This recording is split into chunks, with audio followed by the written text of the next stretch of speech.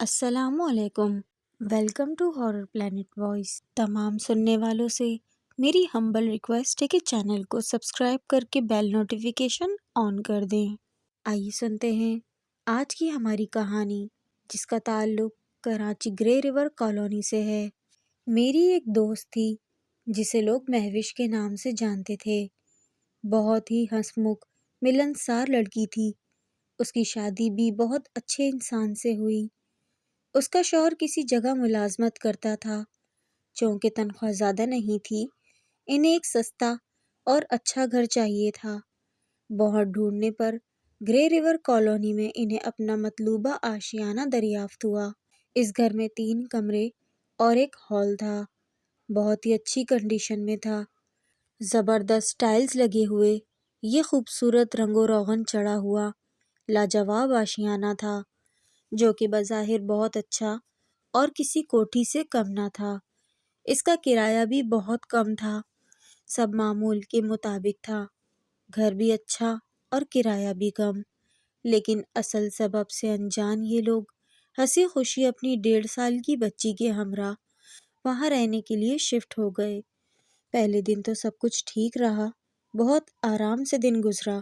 دوسرے دن کام تھوڑا زیادہ تھا، بچی تنگ نہ کرے اس لیے انہوں نے بچی کو بٹھایا اور اسے کھلونے دیے اور وہ اپنے کاموں میں مشغول ہو گئی۔ کام سے فارغ ہو کر جوں ہی بیٹی کی طرف لوٹی تو دیکھا بچی ایسے کھیل رہی ہے جیسے کوئی اس بچی کے ساتھ کھیل رہا ہو، لیکن مہوش تو بچی کے سامنے بہت دیر سے تھی ہی نہیں۔ بچی کا یہ رویہ تھوڑا اسے عجیب لگا۔ مہوش نے بچی کی اس حرکت پر زیادہ دھیان نہ دیا، اس نے نظر انداز کیا اور دوسرا کام کرنے لگی۔ ایسے ہی چلنے لگا، آئے دن ایسا ہونے لگا۔ بچی کے مزاج میں اچھی خاصی تبدیلی آ رہی تھی۔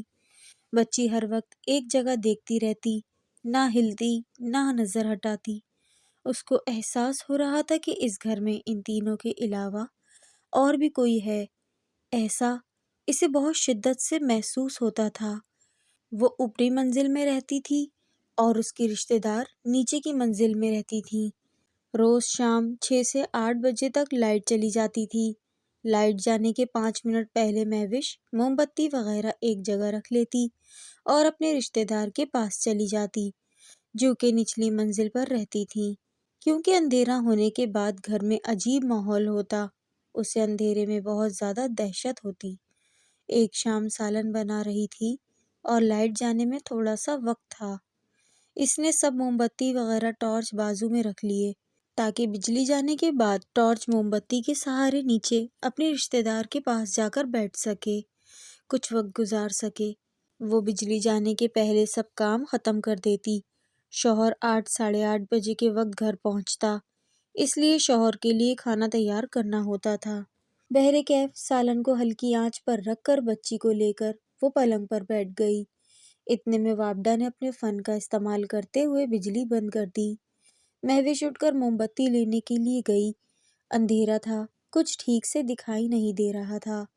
اندر سے موم بتی لینے کے لیے ہاتھ بڑھایا، جو کہ اس نے بھی تھوڑی دیر پہلے وہاں رکھی تھی، وہاں تو کچھ بھی نہیں تھا۔ اسی حیرت زدہ حالت میں تھی کہ بچی کے چیخنے کی آواز آئی۔ مہوش گھبرا کر بچی کی طرف دوڑی۔ یہ واضح رہے کہ گھر میں ابھی بھی اندھیرا ہے، کوئی بھی چیز دکھائی نہیں دے رہی تھی۔ بچی کے پاس پہنچی، زور زور سے بچی رو رہی تھی۔ بچی کو اٹھانے کے لیے بڑھی، لیکن ہاتھ میں سوائے پریشانی و حیرت کے اور کچھ نہیں آیا۔ بچی وہاں سے غائب تھی، صرف اس کے رونے کی آواز آ رہی تھی۔ گھر کا نقشہ پوری طرح بدل گیا۔ روم سے کچن کی طرف جا رہی تھی تو باتھ روم پہنچ گئی۔ کچن کی جگہ باتھ روم آ گیا تھا۔ اسی بیچ لوگوں کے کہکہوں کی آوازیں آنے لگیں۔ یہ آوازیں بہت ہی زیادہ تھیں، ایسا لگتا تھا کہ سینکڑوں بلکہ ہزاروں لوگ ہنس رہے ہوں۔ گھر پورا بچوں سے بھر گیا، جہاں تک نظر جائے وہاں تک صرف بچے، وہ بھی بالکل اس کی بچی کی شکل کے۔ اس طرح کا منظر دیکھ کر اس کے ہوش و حواس ٹھنڈے پڑ گئے۔ جیسے تیسے اعصاب پر قابو پاتے ہوئے اس نے آیت الکرسی کا ورد شروع کر دیا، اور جیسے ہی شروع کیا بیچ بیچ میں وہ بچے کہکہے لگاتے اور وہ بھولنے لگتی۔ جیسے ہی بھولتی پھر سارے بچے زوردار کہے لگاتے، آدھی تک پڑھتی پڑھتی پھر بھولتی اور پھر سارے بچے زور زور سے کہے مارتے۔ کچھ اسی طرح سے کام ہوتا رہا۔ پھر کسی طرح بھی اس نے آنکھیں بند کر کے آیت الکرسی پڑھی۔ پڑھتے ہی سب بچے غائب ہو گئے اور چاروں طرف سناٹا چھا گیا، اور بچی بھی مل گئی۔ بچی کو لے کر وہ فوراً نیچے بھاگ گئی۔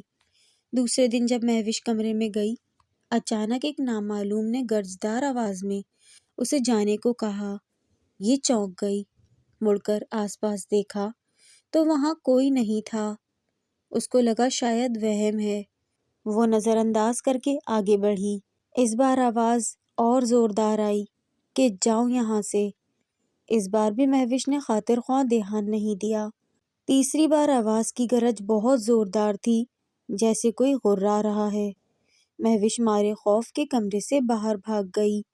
وہ بے انتہا دہشت ناک حالت میں تھی۔ شوہر آنے کے بعد اس نے شوہر سے اس واقعے کا ذکر کیا۔ شوہر نے زیادہ سنجیدگی نہیں دکھائی اور یہ کہہ دیا کہ نماز پڑھو، دعا پڑھو۔ اس دن کے بعد سے گھر میں عجیب و غریب واقعات ہونے لگے اور میاں بیوی میں چھوٹی چھوٹی باتوں پر سے جھگڑا ہونے لگا۔ فریقین میں دوریاں بڑھنے لگیں۔ گھر میں روز فساد برپا ہونے لگے، اتنا زیادہ کہ پورا محلہ گھر کے پاس جمع ہو جاتا۔ اس کا شوہر تنخواہ لا کر رکھتا، تھوڑی دیر بعد وہ تنخواہ غائب ہو جاتی۔ اسی طرح گھر کی چیزیں گم ہوتی۔ پھر فریقین کے بیچ جھگڑا ہو جاتا۔ جب شوہر لڑ جھگڑ کر واپس جاتا تو چیزیں واپس اپنی جگہ آ جاتی۔ مہوش وہ باتیں بتا کر بہت روتی ہے۔ ایسے بہت سے حادثات ان کے ساتھ ہونے لگے۔ یہ بچی کے لیے فیڈر لانے جاتی، جب واپس آتی تو بچی پہلے سے ہی فیڈر پی رہی ہوتی۔ ایسے واقعات کی شدت میں اضافہ ہونے لگا۔ پتہ لگا کہ کوئی اماں ہیں جو ایسی چیزوں پر دم کرتی ہیں۔ یہ لوگ ان کے پاس پہنچے۔ انہوں نے بچی کو پانی دم کر کے دیا۔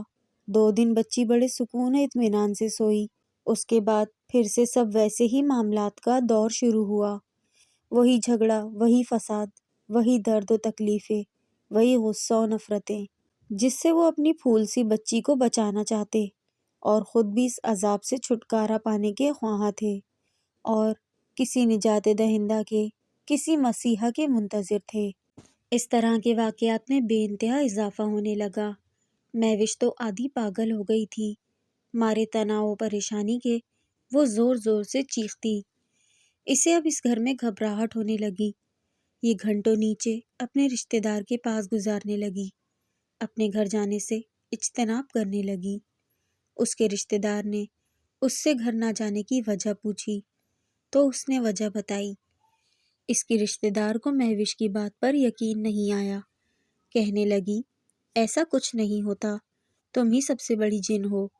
اس کا مذاق اڑانے لگی، طعنہ زنی کرنے لگی۔ اس کی باتوں سے دل برداشتہ ہو کر روتے ہوئے مہوش اس آسیب زدہ گھر میں واپس آ گئی۔ وہاں وہی سب ہونے لگا جس سے وہ بھاگنا چاہتی تھی، بچنا چاہتی تھی۔ شوہر کے آنے تک کسی طرح قیامت صغریٰ کو جھیلتی رہی۔ شوہر کے آنے کے بعد ساری داستان شوہر کو بتائی اور بالآخر اپنے شوہر کو اپنی بات کا یقین دلانے میں کامیاب ہو گئی۔ شوہر نے کہا گھر کو بدل دیتے ہیں۔ مہوش کو بھی یہ راستہ ٹھیک لگا۔ شوہر نے پاس ہی ایک گھر ڈھونڈ لیا۔ پہلے بلاک اے میں تھا، اب ڈی بلاک میں گھر لیا۔ یہ بھی گھر اچھا تھا۔ پہلی رات آرام سے گزری۔ دوسرے دن روزمرہ کے کام انجام دیتے دیتے دن کب گزر گیا پتہ ہی نہیں چلا۔ رات میں میاں بیوی نے کھانا کھایا اور سو گئے۔ رات کا ایک پہر گزر چکا تھا۔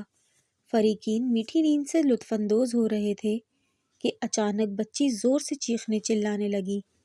ماں باپ گھبرا کر نیند سے بیدار ہوئے، بچی کو پرسکون کرنے کی کوشش کرنے لگے، لیکن بچی چھت میں آنکھیں گڑائے بہت زور زور سے رو رہی تھی۔ سوائے چھت کے وہ اور کہیں نہیں دیکھ رہی تھی، بار بار روئے جا رہی تھی۔ بس مہوش کو تو ان چیزوں کی جیسے عادت سی ہو گئی تھی، لیکن اس کا شوہر بہت زیادہ پریشان ہوا۔ اس نے یہ سب پہلی بار دیکھا تھا۔ پھر آیت الکرسی پڑھ کر دیگر دعائیں پڑھنے سے بڑی مشکل سے بچی کی حالت بحال ہوئی۔ بچی سو گئی۔ اب ماں باپ کو کہاں نیند آنی تھی؟ کروٹیں بدلتے رہے، اللہ اللہ کر کے صبح ہو گئی۔ اس طرح کے واقعات اس گھر میں بھی ہونے لگے۔ کہنے کا مطلب یہ ہے کہ گھر بدل کر بھی انہیں کوئی راحت و سکون مہیا نہیں ہوا، جس کے لیے انہوں نے سابقہ گھر کو چھوڑا تھا۔ بچی کو ابھی چلنا نہیں آتا تھا، وہ مشکل سے انگلی پکڑ کر آہستہ آہستہ چلتی۔ ماں باپ اکثر اس کو انگلی پکڑ کر چلاتے، لیکن ایک دن مہوش نے دیکھا کہ بچی چل رہی ہے، ایسا جیسے وہ انگلی پکڑنے کے بعد چلتی ہے۔ لیکن گھر میں بظاہر مہوش کے علاوہ کوئی نہ تھا۔ انزلہ مہوش کی بیٹی کسی کا ہاتھ تھام کر چل رہی تھی۔